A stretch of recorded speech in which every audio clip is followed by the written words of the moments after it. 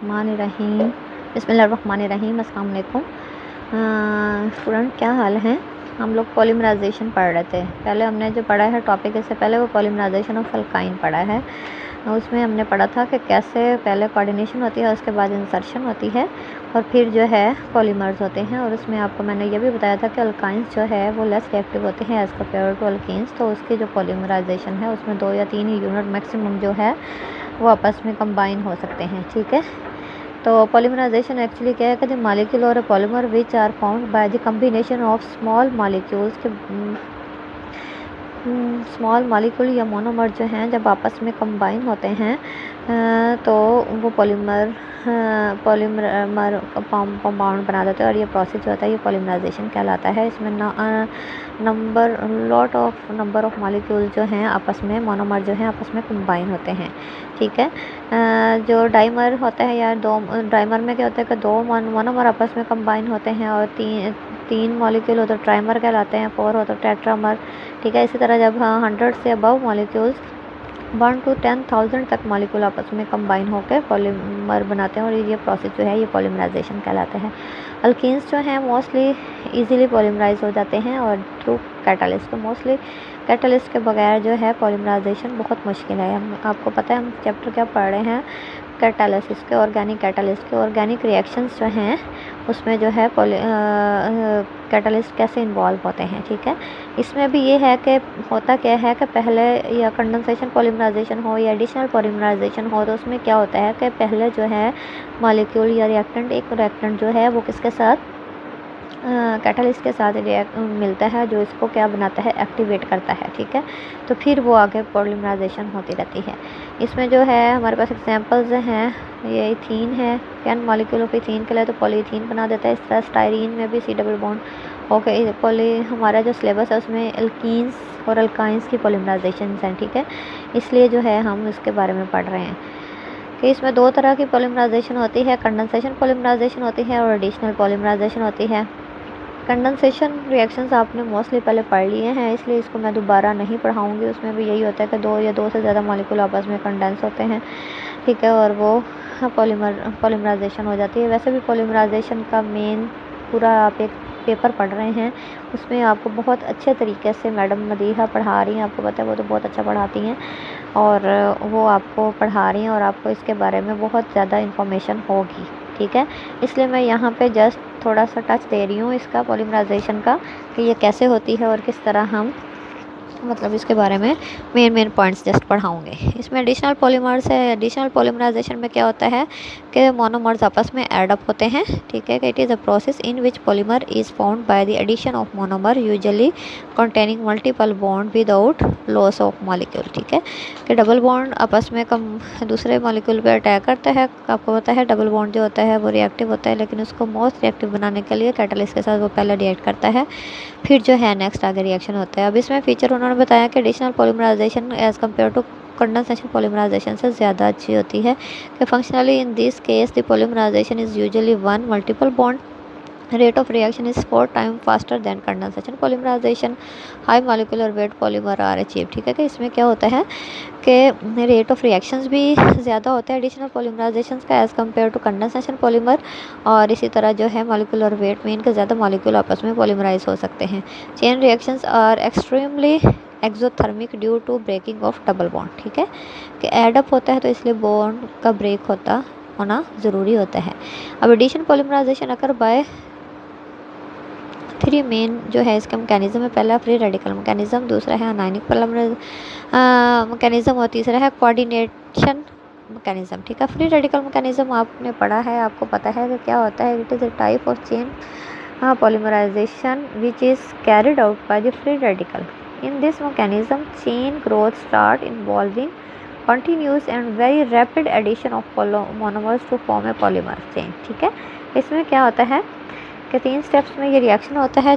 Chain initiation step होता है, दूसरा चेन प्रोपेगेशन स्टेप होता है और लास्ट जो होता है टर्मिनेशन स्टेप होता है। चेन इनिशिएशन स्टेप में ही जो मोस्टली जो है कैटालिस्ट यूज़ किया जाता है। ठीक है। ये एज ए इनिशिएटर जो है इसके किसी एक मोनोमर के साथ मिलके इसको क्या करता है, इनिशिएटर बनाता है पॉलीमर्स, तब जाके वो जो है रिएक्शन होता है। जैसा कि ये सामने आपको दिखाया कि एजो कंपाउंड पर एसिड पर ऑक्साइड जो है मोस्टली एज ए यहाँ पे कैटलिस्ट यूज़ होते हैं, जो इसको इनिशिएटर भी कह सकते हैं, हम इसको एज ए कैटलिस्ट भी कह सकते हैं इनको। ठीक है।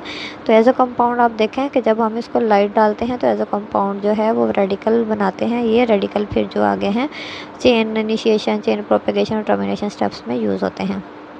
ठीक है। अब यहाँ पे देखें आप कि मीथेन में अगर हम देखें तो क्या होता है कि फ्री रेडिकल मैकेनिज्म के थ्रू फ्री मिथाइल रेडिकल बनते हैं। ये मिथाइल रेडिकल जो है फिर इथीन के मॉलिक्यूल जो है उसके साथ मिलता है और डबल बॉन्ड से वन सिंगल बॉन्ड इस पर इलेक्ट्रॉन आता है और एक सिंगल इलेक्ट्रॉन जो है मिथाइल से आके इसके साथ दरमियान में बॉन्ड बना देता है और CH के ऊपर जो है रेडिकल बन जाता है। फिर ये जो फ्री रेडिकल है ये आगे chain propagation mean second monomer उसके साथ मिलता है, फिर इस तरह सोन ये रिएक्शन होता है। टर्मिनेशन स्टेप में एक्चुअली क्या होता है कि टर्मिनेशन स्टेप जो है 3 मेन मेथड्स होते हैं। इसमें क्या होता है कम्बिनेशन, या तो फिर दोनों के दोनों फ्री रेडिकल आपस में मिल जाए, या फिर उसमें क्या होता है ग्रोथ, मतलब इसके ये 3 मैकेनिज्म है, ये मैं आपको आगे पढ़ाती हूँ। इसमें क्या combination of 2 growth chain of polymers. ठीक है कि 2 ग्रोथ चेन जो आप पॉलीमराइजेशन हो रही है दोनों चेन्स आपस में कंबाइन हो जाए। जैसे कि फ्री रेडिकल है तो 2 या 3 या 4 यूनिट जब आपस में मिल जाएं और 2 यूनिट आपस में खुद ही कंबाइन हो जाए तो फ्री रेडिकल आपस में मिलके चेन बना, तो इसको कहते हैं चेन। ये है कम्बिनेशन ऑफ ग्रोथ चेन ये टर्मिनेशन स्टेप होगा। या फिर होता है डिसप्रोपोनेशन स्टेप। डिसप्रोपोनेशन स्टेप इसमें क्या होता है कि टेक प्लेस ट्रांसफ़र क्या है कि proton transfer take place from chain to other chain. ठीक है कि होता क्या है कि एक चेन से जो है प्रोटॉन ट्रांसफ़र हो जाता है एक से दूसरे में। ठीक है। प्रोटॉन जो है वो अपने इलेक्ट्रॉन दे के जाता है, जिसकी वजह से क्या हो जाता है कि एक अल्कीन बना देता है और दूसरा अल्कीन। जैसे कि ये आपके सामने है एक मिथाइल रेडिकल, 2 आपस में देखें मिल रहे हैं और उसका जो है प्रोटॉन आके उसके साथ लग गया है और वो उसको कर दिया और दूसरा जो है डबल बॉन्ड फॉर्मेशन हो गई है। ठीक है।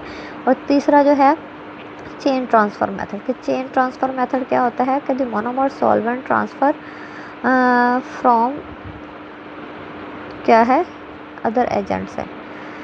ठीक है। होता क्या है कि इसमें क्या होता है कि सॉल्वेंट जो है वो आके क्या होता है उसके साथ आके लग जाता है एज ए ट्रांसफार्मर किसके साथ चेन प्रोपेगेशन रिएक्शन। जब रिएक्शन हो रहा होता है कि मोनोमर बन रहा होता है तो उसके साथ आके क्या हो जाता है कि उसका जो है आपका सॉल्वेंट आके लग जाता है। जैसा कि ये दिखाया गया है यहाँ पे टेट्राक्लोरोमीथेन है। जब टेट्राक्लोरोमीथेन क्या करता है कि जैसे ही ये चेन प्रोपेगेशन के रिएक्शन के अंदर डाला जाता है तो ये इसको टर्मिनेट कर देता है चेन को। जैसा कि ये दिखाया गया है इसमें क्या होता है कि मिथाइल के साथ आके क्या लग जाता है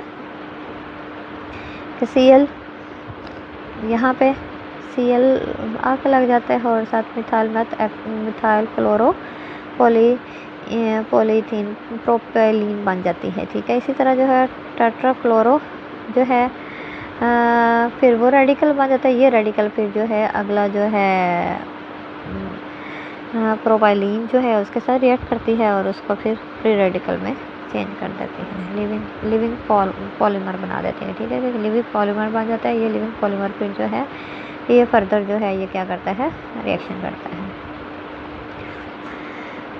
नेक्स्ट जो है आयनिक पॉलीमराइजेशन। आयनिक पॉलीमराइजेशन क्या होता है? It is a type of addition polymerization in which chain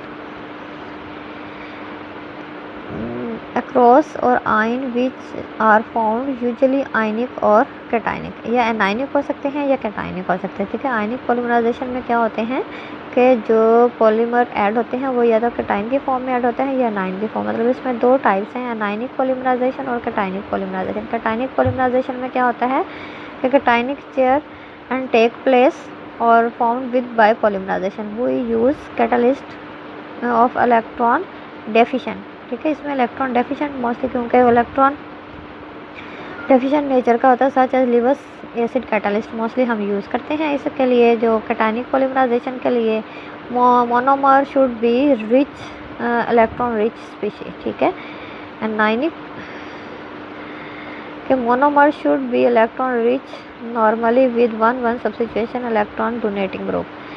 तो को catalyst is necessary for catalyst, ठीक है। इसमें जो है को कैटलिस्ट भी यूज़ होते हैं, मतलब सॉल्वेंट जो है वो एज ए को कैटलिस्ट यूज़ होते हैं। इसमें जो है मैकेनिज्म में क्या होता है कि पहले जो है कैटलिस्ट जो है वो को कैटलिस्ट के साथ मिलकर जो है एक कॉम्प्लेक्स स्ट्रक्चर बनाते हैं। ये जो है आयन पेयर जो है, ये आयन पेयर जो है एज ए इनिशिएटर यूज़ होता है। मीन के हर रिएक्शंस का इनिशिएशन के लिए जो है वो क्या होता है कि इनिशिएशन के लिए हमें कैटलिस्ट की ज़रूरत पड़ती है, उसके बगैर रिएक्शन नहीं हो सकता, ठीक है। आगे कैटलिस्ट, बाकी आगे पॉलीमराइजेशन तो है वो आपका अलग टॉपिक है, वो मैडम आपको पढ़ा रही है। मेरा काम जस्ट आपको ये बताना है कि कैटलिस्ट कैसे वो कैटलिस्ट के साथ मिलकर कॉम्प्लेक्स आयनिक इलेक्ट्रॉन डेफिशिएंट चीज़ बनाते हैं। वो जो है फिर आगे किस पे अटैक करता है, कार्बन कार्बन में उसका डबल बॉन्ड जो है वो उसको कैसे उससे प्रोटॉन लेता है और उसको पॉजिटिव चार्ज उसके ऊपर क्रिएट कर देता है, ठीक है। ये पॉजिटिव चार्ज जो है फिर आगे डबल बॉन्ड दूसरे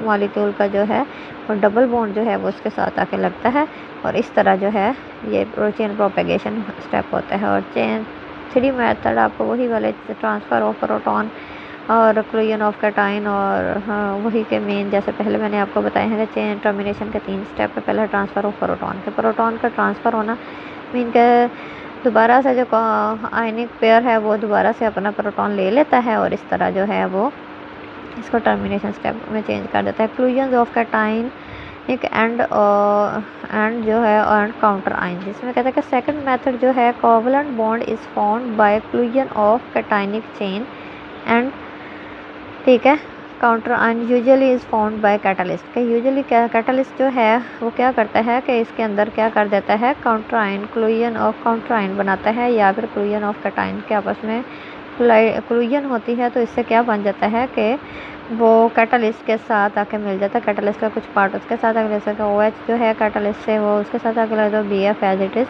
remove the chain transfer agent. वही chain transfer agent normally contact chain transfer agents हम यूज़ करते हैं। इसमें क्या होता है कि यहाँ पे तो वो आके उसके साथ लगते हैं और वहाँ से जो है डबल बॉन्ड, ये देखें, प्रोटॉन उसको एक्सट्रैक्ट करता है तो और जो है वो उसको किसमें CH2 में चेंज कर देते हैं और न्यू जो है चेन जो है वो बन जाती है, ठीक है।